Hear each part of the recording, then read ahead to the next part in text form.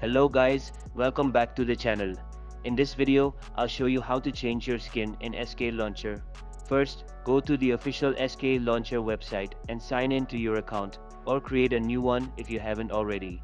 Once you're logged in, go to the username tab, enter your Minecraft username, and click Create Profile.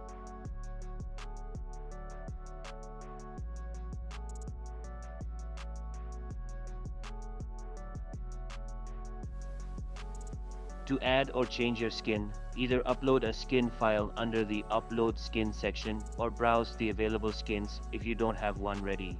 When you find a skin you like, click Assign Skin to My Account. Then, go to the top right corner, click Customization, and you'll see your new skin has been updated. Finally, launch the SK Launcher and start the game to see your new skin in action. If this video helped you out, make sure to like, comment, and subscribe for more tutorials like this.